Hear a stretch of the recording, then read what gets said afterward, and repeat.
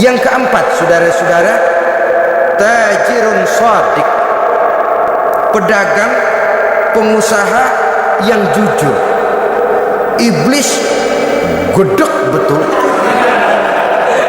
benci bukan main sama pengusaha, sama pedagang yang jujur, yang tidak mengurangi timbangan, tidak nipu pembeli, tidak barang yang jelek dibilang bagus, atau yang bagus di atas yang jelek di bawah, atau dicampur yang baik dengan yang jelek supaya kelihatan semuanya jadi baik. Semua orang ingin untung, tidak ada kecuali siapapun orangnya, dan itu wajar. Setiap manusia ingin mendapat keuntungan, kalau perlu dengan modal minimal mencapai keuntungan maksimal, seperti yang diajarkan oleh teori ekonomi. Itu kan yang namanya produktif kan. Satu usaha dinamakan produktif, bagaimana kita mengeluarkan modal minimal bisa mencapai keuntungan maksimal. Silakan. Bahwa manusia ingin untung itu insting, naluri, fitrah, tidak ada orang yang mau rugi.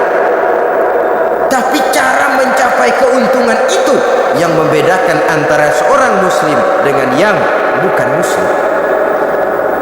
Sudah pernah saya sampaikan, apabila kaum pengusaha, para pedagang sudah dijangkiti penyakit yang tidak jujur, yang akan timbul adalah kekacauan ekonomi.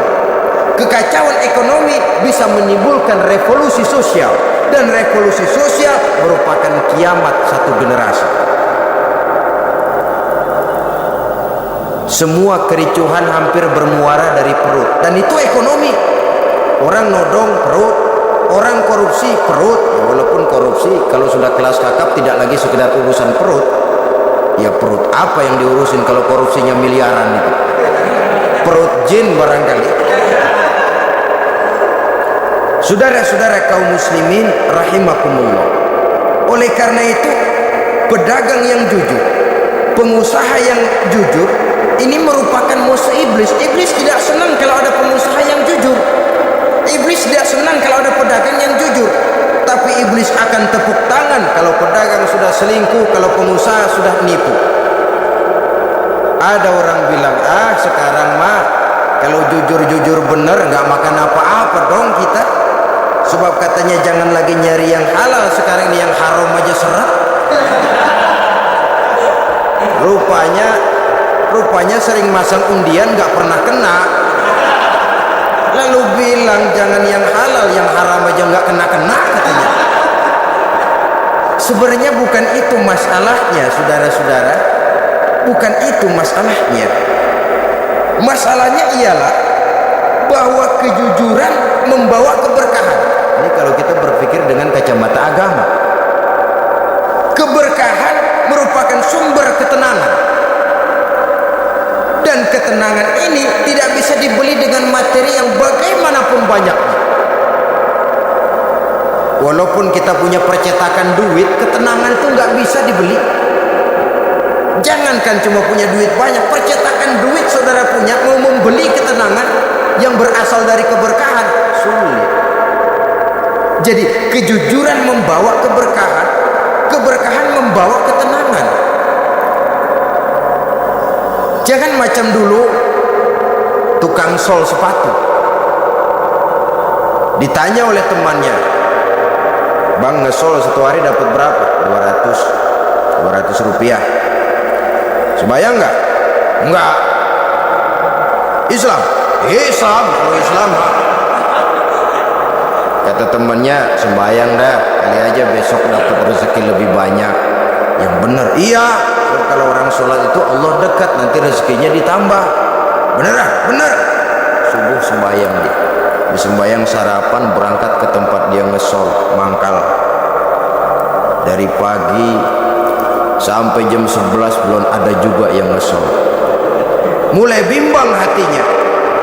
Katanya kalau sembayang rezeki tambah. Tadi sembayang subuh sampai gini hari belum ada yang ngesol. Cobaan kali, sabar. Datang sholat zuhur. Habis zuhur nunggu lagi, belum juga ada yang datang ngesol. Udah mau pulang hampir maghrib baru datang satu orang, dan ini sendal jepit putus.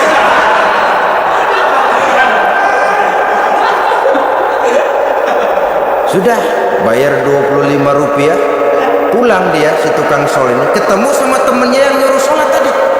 Ditanya, bagaimana penghasilan ini hari? Apa dijawab? Gua kapok deh sembahyang.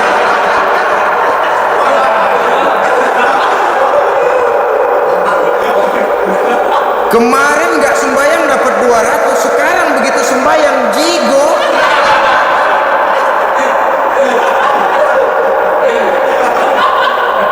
Dia tidak sadar bahwa dari kacamata agama 25 rupiah yang membawa berkah jauh lebih baik ketimbang 200 uang panas. Dari kacamata agama 25 rupiah yang membawa berkah lebih baik daripada 200 rupiah tapi panas. Sebab panas menjauhkan kita dari ketenangan. Itulah sebabnya maka pedagang yang jujur, pengusaha yang jujur menjadi musuh setan dan beruntung. Sekarang jadi pengusaha jujur-jujur nggak dapat proyek, Pak. Kalau nggak bisa semar, semir, semur. Padahal agama sudah menjelaskan ar-rashi wal murtashi finnar. Orang yang nyogok dan orang yang disogok dua-duanya neraka. Kenapa? Join termasuk ta'awanu 'alal ismi wal udwan.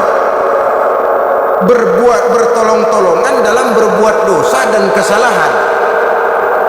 Kalau hadiah lain hadiah, kalau sedekah lain sedekah. Tapi yang namanya semir, suap, ar-rashi wal murtashi finnar. Saudara-saudara kaum muslimin rahimakumullah. Jadi pedagang yang jujur, pengusaha yang jujur merupakan salah satu roda perekonomian. Kegoncangan ekonomi akan menimbulkan dampak sosial yang sangat luas dan kompleks, yang pada giliran puncaknya, dampak paling negatifnya, dia sanggup menggerakkan terjadinya revolusi sosial. Bukankah sebagian besar gerak hidup manusia dimotivasi oleh keinginan untuk mempertahankan kelangsungan hidup? Dan kelangsungan hidup artinya mulut. Mulut itu artinya perut, dan itu artinya makan. Setelah itu mungkin baru pangan, baru sandang, baru dia berpikir pakaian dan sebagainya. Jadi karena dia merupakan penggerak roda ekonomi, pedagang yang jujur, pengusaha yang jujur mutlak diperlukan dalam kehidupan ini. Sebab sekali lagi, kejujuran akan membawa keberkahan, keberkahan memberikan ketenangan dalam kehidupan. Oleh karenanya kita umat Islam, biarin duit kita banyak, asal berkah. Itu tentu idealnya. Ketimbang dikit tidak berkah, lebih baik ia banyak, ia berkah.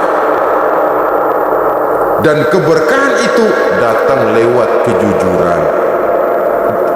Kejujuran ini sudah dicontohkan oleh Rasul pada saat beliau berniaga ke negeri Syam dikala berumur 9 tahun, bahkan dikala berumur 25 tahun seketika membawa dagangan Sayyidatuna Khadijah yang kelak jadi istri beliau. Saudara-saudara, kita maklum bahwa sholat merupakan sarana yang paling efektif untuk mendekatkan manusia kepada Allah. Makin dekat manusia dengan Allah, makin tidak senang iblis dan setan. Karena itu segala macam cara mereka berusaha mengaduk-ngaduk sholat kita. Dan sesungguhnya jikalau kita mengerjakan sholat, itu kan targetnya cuma 2. Pertama, agar sholat kita itu sah. Yang kedua, agar sholat kita itu qabul, yakni diterima oleh Allah. Kalau soal sah dan tidak, ukurannya gampang. Saya kalau ditanya orang, Pak, sholat saya sah atau tidak, saya bisa jawab. Saudara, sholatnya syarat rukunnya cukup apa tidak? Cukup, sah. Itu kalau perkara sah. Tapi kalau sudah perkara qabul, Pak, sholat saya diterima atau tidak oleh Allah, ini saya tidak bisa jawab. Kenapa? Soal qabul mencakup masalah batin. Cuma ukuran logikanya, Kalau syarat rukun cukup, insya Allah kabul. Saudara-saudara kaum muslimin rahimakumullah. Oleh karenanya pada saat kita sholat, iblis, setan datang dari segala macam penjuru supaya kita kehilangan rasa khusyuk. Apalagi kalau kita jadi imam yang gerak kita, bacaan kita dilihat, didengar, disaksikan oleh orang banyak, digodanya gerakan kita, dibolak-baliknya hati kita, supaya di dalam sholat itu banyak yang kita ingat, hal-hal yang tidak ada hubungannya dengan sholat. Kadang-kadang belum sholat kita ribut nyari pulpen, nggak ketemu, begitu takbir ingat pulpen di atas lemari, mulai goncang lagi niat kita sholat. Kadang-kadang kalau hati tidak bisa dipermainkan, iblis berbisik lagi. Gerakan kita dalam sholat tidak mencerminkan kekhusyuan. Kalau gerak juga ternyata masih bisa khusyuk. Bacaan kita dibuatnya kita seperti dikejar-kejar waktu. Sholat isya misalnya dengan cara kilat khusus, super singkat. Saya katakan tadi, apalagi kalau kita jadi imam, iblis mudah mendatangkan penyakit riya. Karena mengimami orang banyak, lalu supaya dikira alim, dibuatlah sholatnya itu mantep-mantep. Surahnya dicari yang panjang-panjang, paling pendek sabbihis sama wadduha. Tapi kalau sudah sholat sendirian, cukup inna a'tainakal kautsar sama qul huwallahu ahad. Kayaknya khusyuk bukan main. Kalau imam bahasanya dipaseh-pasehin kayak orang 16 tahun di Mekah. Usolli fardhol maghribi salasa raka'atin. Saudara-saudara kaum muslimin yang berbahagia, oleh karena sholat merupakan sarana yang paling efektif untuk mendekatkan diri dengan Allah, maka orang yang khusyuk di dalam sholatnya merupakan musuh utama daripada iblis. Sekarang bagaimana bisa khusyuk caranya? Kalau khusyuk 100%, rasa-rasanya sulit. Untuk sampai ke arah sana orang memerlukan tahapan. Kepada Imam Ali karramallahu wajhah, baginda Nabi pernah memberikan satu tes. Ali, saya ya Rasul, kalau kau bisa sholat 2 rakaat saja dengan khusyuk, aku kasih hadiah sorban. Baik ya Rasul. Sembahyang Imam Ali 2 rakaat, selesai sholat, assalamualaikum. Rasul bertanya, yang mana sorbannya li? Tanpa nengok, Imam Ali menjawab, yang hijau ya Rasul. Setelah menjawab yang hijau, Rasul berkata, kamu tidak khusyuk li. Kenapa? Soalnya tadi waktu sembahyang mikirin, nanti kalau ditawarin sorban pilih yang hijau aja ah. Sehingga begitu ditanya, refleks menjawab, yang mana nih? Yang hijau saja ya Rasul. Oleh karena itu, menurut Al-Imam Nawawi, pada tingkatan yang paling sederhana sudah sampai ke tingkat khusyuk, asal pada waktu takbiratul ihram ingat kepada Allah. Tapi jangan lupa, itu tangga pertama. Jangan ada fatwa begini lalu aman. Yang penting kan takbirnya ingat Tuhan, belasononya mau kemana kek? Bukan itu. Itu pada tingkatan pertama sudah sah dipandang khusyuk. Sholatnya orang awam, asal pada waktu takbiratul ihram dia ingat kepada Allah. Tetapi harus terus berusaha agar sepanjang sholat dia ingat kepada Allah. Caranya bagaimana? Pertama, menanamkan diri bahwa pada saat kita sedang mengerjakan sholat, yang lain tidak ada kecuali Allah. Yang kedua, berusaha memahami apa yang kita baca, sehingga pada saat kita sujud, subhana rabbiyal a'la wa bihamdi, terbayang kemahasucian Allah, kemahatinggian Allah, sehingga hati tidak mengembara, mulut berucap, hati mengikuti apa yang diucapkan. Yang kadang-kadang membuat hati kita jalan-jalan, badan di masjid, badan takbir, badan rukuk, tapi hati di pasar, hati di kantor, hati di pabrik. Karena yang kita ucapkan tidak berakar di hati, yang kita baca kita nggak tahu artinya. Sangat boleh jadi hati lalu mengembara kemana-mana. Jadi untuk menopang kekhusyuan ini, cara yang paling efektif, pertama, tidak ada yang lain pada waktu kita sholat kecuali Allah. Yang kedua, berusaha memahami apa yang kita baca. Dikala kita sujud dikala kita duduk di antara dua sujud, Rabbighfirli, ya Allah ampuni dosa saya, warhamni, kasihani saya, dan selanjutnya. Mulut membaca, hati mengikuti. Dengan mengikuti, hati tidak terlalu mengembara, ada tempat dia kembali. Saudara-saudara kaum muslimin rahimakumullah, itu yang kelima. Yang keenam, yang menjadi musuh iblis, mukminun nasih, orang mukmin yang suka memberikan nasihat, orang mukmin yang suka memberikan petunjuk. Termasuk juru-juru dakwah, para mubalik, itu merupakan musuh utama iblis. Kenapa? Tiap hari iblis kampanye, tiap hari iblis mengajak dengan segala macam cara yang kalau perlu dia berikan kamuflase, dia berikan fata morgana. Kalau perlu yang haram dia bungkus dengan merek halal. Kalau perlu kebajikan, kejahatan dia bungkus dengan baju kebajikan. Istilahnya racun diberi merek madu. Dan itu wajar.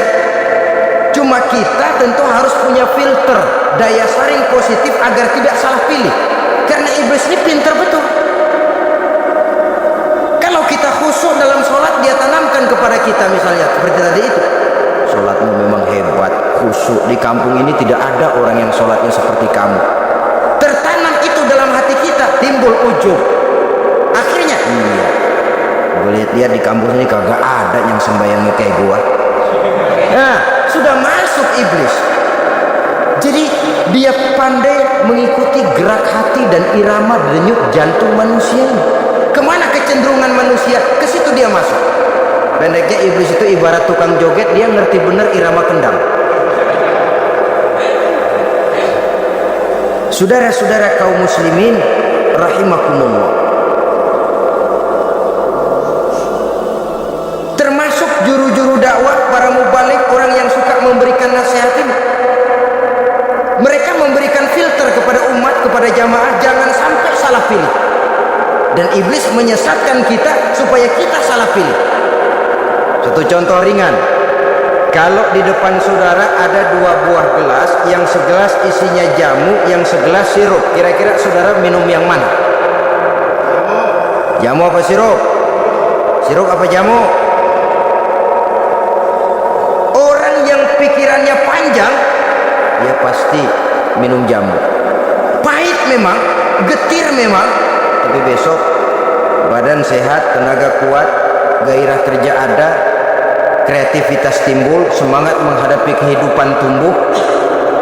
Orang mukmin orang yang berpandangan jauh ke depan, pandangannya panjang. Panjang kemana? Tidak cuma ke dunia, sampai juga dia memandang ke alam barzakh, ke akhirat. Sholat itu jamu, pahit.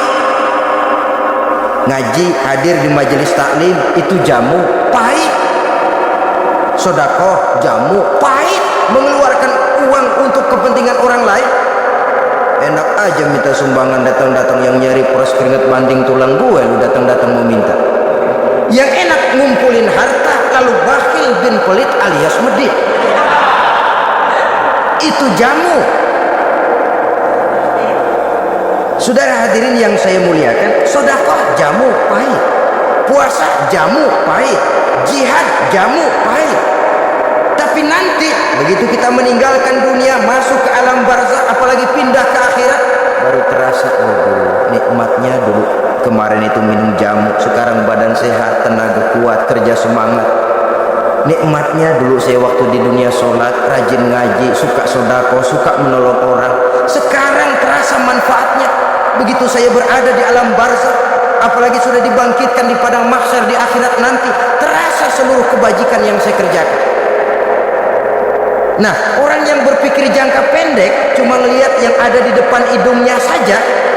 Ngapain minum jamu getir, sirup nih manis, dia minum, dia ambil sirup minum, manis memang pada waktu minum, tapi besok bibir jontor. Meninggalkan perintah Allah, sirup itu manis. Tidak sholat, manis. Tidak bayar zakat, sirup manis. Tidak mau puasa, sirup manis. Manis sekarang, tapi nanti besok begitu masuk ke alam barzakh, begitu dibangkitkan di padang mahsyar di akhirat nanti, merintih kita menahan penyesalan yang sudah tidak ada artinya lagi. Sampai-sampai penduduk mahsyar itu ada yang berkata, diceritakan dalam Quran, ya laitani kuntu turaba, wahai celaka, kenapa kita enggak jadi tanah saja. Menyesali kejadiannya. Andai kata mereka bisa kembali ke hidup di dunia lagi, mereka akan minta kejadian yang kedua untuk berbuat baik. Tapi tentu sudah penyesalan yang tidak ada gunanya lagi. Maka saudara-saudara, emang cuman jalan duluan kecebur di sumur yang nyesel duluan. Ada orang jalan yang paling depan kecebur di sumur, itu tuh menyesal duluan katanya. Nyesel duluan, yang lain mesti nyeselnya belakangan. Saudara hadirin yang saya muliakan, nah, orang yang suka memberikan nasihat kepada orang lain dimusuhi iblis. Kenapa? Tentu nasihat yang membawa kebaikan. Iblis nggak senang betul itu. Kita nasihatin teman, udah berhenti dah, jangan pada mabuk lagi. Iblis gergetan bener, ini orang dilarang lagi. Kita nasihati teman, udah jangan masang-masang lagi dah, nggak bakalan kena, dikebohongin. Nggak ada orang jadi kaya masang judi, bangkrut malah loh. Ini kan termasuk tipu daya iblis. Judi dinamain sumbangan, itu sama saja itu madu, racun mereknya madu. Judi dinamain sumbangan. Galakan beca pada nyumbang, kayak orang kaya lagunya.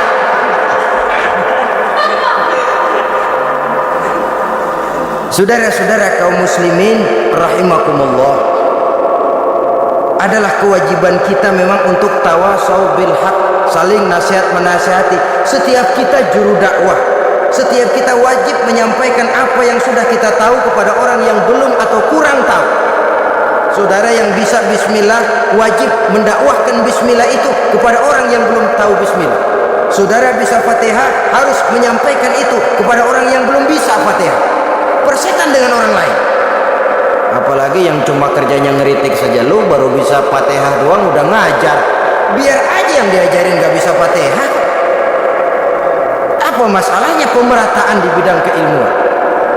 Sebab memang biasa penonton itu selalu lebih pandai menilai, kayaknya lebih pintar dari yang main. Sama saja orang nonton bola ngomel dulu, padahal dia sendiri belum tentu bisa main.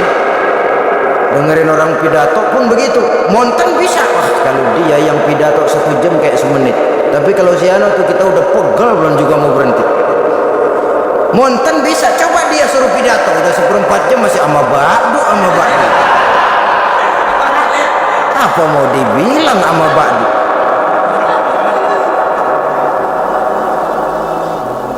Yang ketujuh,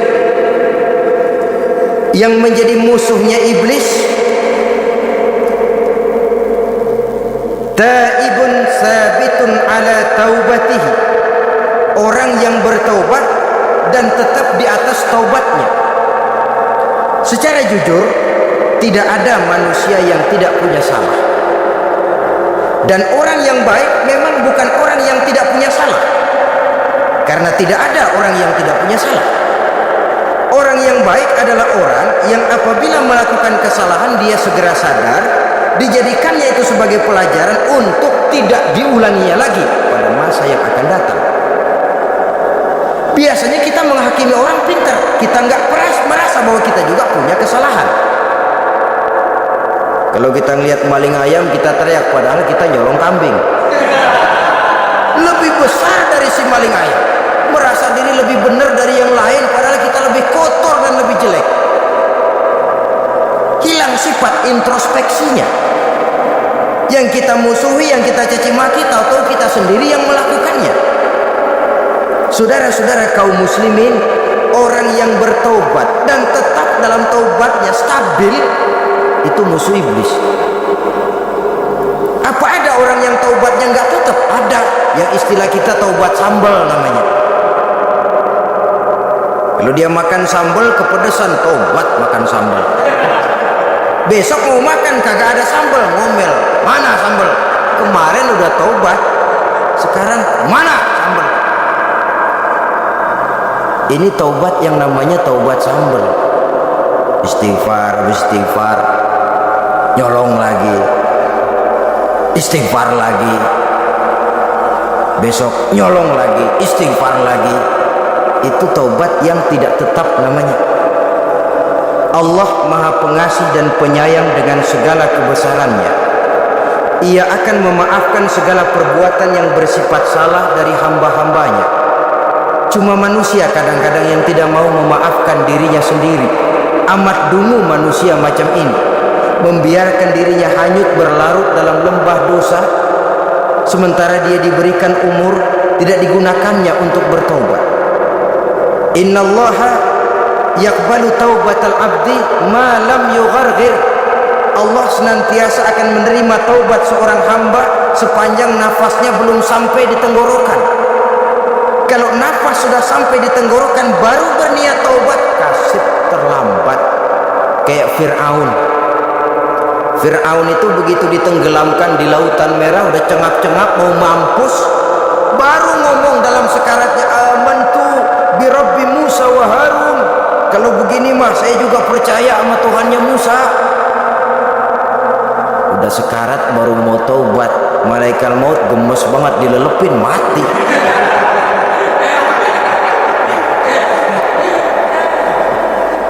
Nah, kepada adik-adik remaja biasanya kalau sudah bicara taubat, pikiran kita taubat mau urusan 70 tahun ke atas, kita masih lama ini. Sebenarnya tidak. Masalah taubat adalah masalah salah dan dosa. Masalah salah dan dosa adalah masalah manusia. Sejak dia akil balik sampai ajal datang merenggut nyawa. Hidup ini tidak selalu berjalan mulus. Hidup ini tidak selalu berjalan di atas kertas putih. Kadang kita tersilap, kadang kita tersalah. Kadang situasi dan kondisi menyebabkan kita berbuat lain dari yang seharusnya. Itu kehidupan. Silih berganti. Oleh karenanya pesan Nabi, wa atbi'i sayyi'atal hasanah, perbuatan salah ikuti dengan kebajikan, dosa iringi dengan taubat. Jangan nunggu saya untuk taubat takut nanti bikin lagi. Nah, ini namanya punya harapan mau bikin lagi. Nanti aja dah kalau tua-tuaan. Saudara, kalau dosa itu ditumpuk, itu sama saja kotoran yang menodai hati. Kalau kotoran gak rajin kita bersihin, dia akan berkarat. Dan kalau sudah berkarat, sudah sulit untuk dibersihkan. Itu makna ungkapan Imamul Ghazali, hati manusia sebening kaca. Lapisan dosa yang dia kerjakan adalah debu yang menutupi jernihnya kaca. Orang yang bersih dari dosa, dekat dengan Allah, hatinya jernih seperti kaca. Dari hati yang jernih, radarnya kontak kepada Allah, sinyalnya nyambung, channelnya itu, getarannya hebat. Wajar kalau lalu dia bisa tahu apa yang besok akan terjadi, diberitahu oleh Allah, yang namanya ilmu laduni itu, ilmu yang ditransfer langsung oleh Allah karena kebersihan hatinya. Mana ada orang nggak belajar bisa pinter? Iya, kalau hatinya butek emang nggak ada. Tapi kalau Allah mau berberangkat dari hati yang bersih, yang kontaknya nyambung kepada Allah, hati itu seperti kaca, kata Imam Ghazali. Dosa yang kita lakukan adalah debu. Kalau debu sedikit datang kita lap, datang lagi kita bersihin, datang lagi kita bersihin, insya Allah nggak sampai jadi noda di atas kaca itu. Tapi kalau nunggu debu itu sampai bertumpuk, besok aja ngelapnya dah, besok aja ngebersihinnya, bertumpuk dia, sulit membersihkannya. Walaupun kena, nodanya tentu tertinggal di atas kaca itu. Karena itu dalam kehidupan remaja misalnya, pemuda misalnya, kita tidak bisa menolak mode, tidak bisa menolak musim. Modenya disco, disco, modenya breakdance, breakdance, modenya joget, joget, modenya jaipongan, jaipongan. Mode pada waktunya habis, ya habis. Tapi bagaimanapun dia akan punya dampak, memberikan bekas dalam membentuk kepribadian. Dan ini efek yang tidak kita inginkan. Efeknya bukan modenya itu. Jadi oleh karenanya saudara-saudara, masalah taubat bukan masalah 70 tahun ke atas, tapi masalah manusia sejak dia akil balik sampai ajal datang merenggut nyawa. Sepanjang nafas belum sampai di kerongkongan, Allah akan menerima taubat seorang hamba. Bahkan dalam hadis qudsi Allah menyatakan, lau amiltumul khotoya hatta mala'atis sama thumma nadimtum fataballahu alaikum. Kalaupun kamu berbuat dosa sampai penuh langit dengan dosamu, kemudian kamu bertaubat dan menyesal, Allah pasti akan menerima taubatmu. Jadi orang yang taubat dengan sebenarnya dan tetap dalam taubatnya itu musuh iblis. Tapi orang yang taubatnya angin-anginan, iblis demen banget. Dari sembahyang, besok mabok, besoknya lagi nyolong, besoknya lagi zina, besok taubat lagi. Kata iblis, surah iya lu gocet lah Tuhan.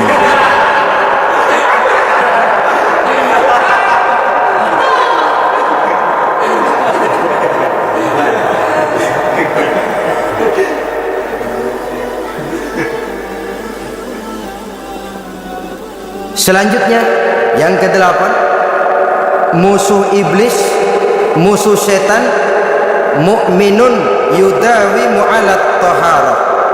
Orang mukmin yang membiasakan diri selalu dalam keadaan bersuci, baik dari hadas kecil, lebih-lebih dari hadas besar.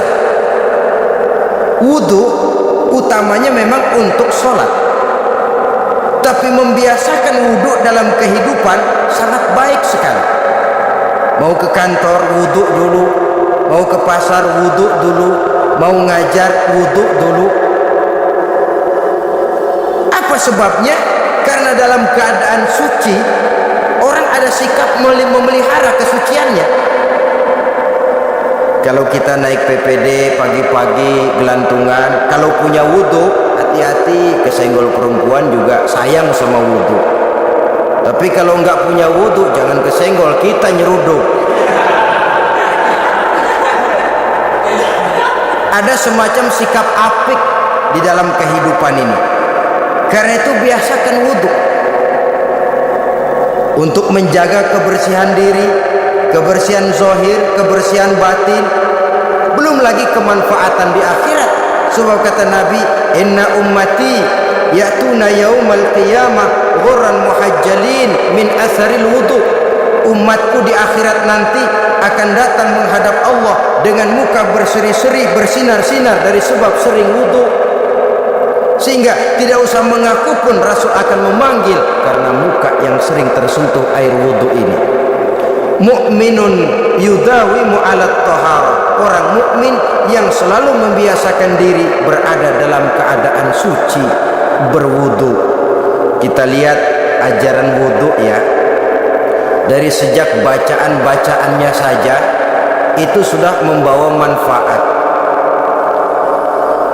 Lalu dari segi bahwa kita manusia sering tersilap melakukan dosa-dosa kecil. Dosa-dosa kecil itu oleh air wudu dia rontok. Tangan kita suka colak-colek pada saat membasuh dua tangan. Allahumma inni as'alukal yumna wal barakah wa a'udzubika minasyu'mi wal halakah. Dosa yang ada di tangan itu rontok. Mata kita suka pelatat-pelotot, gak karu-karuan pada saat membasuh muka. Nawaitu raf'al hadasil asghar. Dosa yang ada di mata rontok. dari segi pembersihan batin, belum lagi dari segi pembersihan zahir.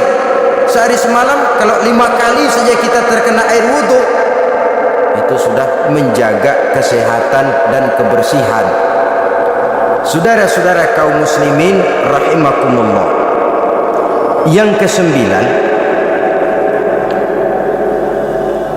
orang yang menjadi musuh iblis yaitu mutawarra'un anil haram, orang yang memelihara diri dari yang diharamkan oleh Allah.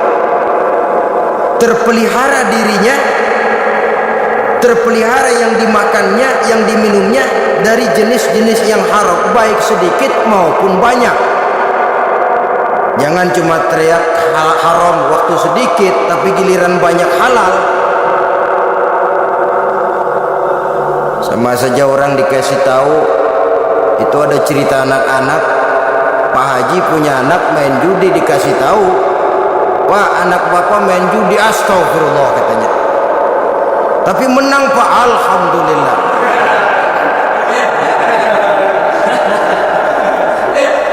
Ini kan sama saja, giliran sedikit dibilang haram karena dia nggak dapat jatah, begitu dapat banyak dan dia kecipratan jadi halal. Yang sedikit halal haram, banyaknya pun juga haram. Yang banyaknya haram, sedikitnya juga haram.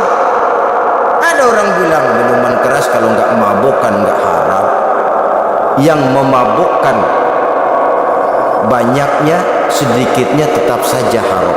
Ma askaro kasiruhu faqaliluhu haramun. Apa yang banyak menyebabkan jadi mabuk, sedikitnya pun juga haram. Saudara-saudara kaum muslimin, yang ke-10, yang terakhir, musuh daripada iblis ialah mukminun rahimun, orang mukmin yang berhati pengasih, orang mukmin yang suka menyambung silaturahmi, orang mukmin yang tidak suka bertengkar, orang mukmin yang tidak suka marah-marahan. Kalaupun terpaksa marah, tidak lebih daripada 3 hari. Jadi boleh saja marah kalau alasannya tepat, tapi nggak lebih dari 3 hari. Kalau perlu bikin perjanjian, kita marah ya 3 hari. Itu limit. Tidak halal kata Nabi bagi seorang muslim menjauhi saudaranya lebih dari 3 hari. Tidak halal itu artinya haram. Kita ini kadang-kadang kalau sudah marahan sama tetangga kah, sama teman kah, kadang-kadang suka berlaku perpanjangan waktu. Tidak cukup perpanjangan waktu, ditambah lagi perpanjangan generasi. Enggak cukup kita yang marah, orang lain kita sundut-sundut supaya ngikut marah lagi. Marah pakai ngundang, kayak mafia lagunya, udah dia marah, orang lain lagi disuruh marah. Saudara hadirin yang saya muliakan, mukmin yang punya sifat belas kasih, berhati jernih, itu musuh utama dari iblis. Tapi mukmin yang suka marah-marahan, tukang hasut dan tukang bakar, itu teman-teman iblis.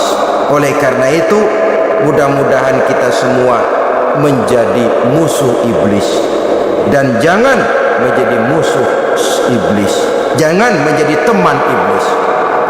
Sebab iblis sudah kadang memproklamirkan permusuhan. Sekali dia musuh kita, selamanya dia akan tetap menjadi musuh kita. Berusahalah untuk menjadi musuh iblis, dan jangan sekali-kali toleransi. Jangan berusaha menjadi teman iblis.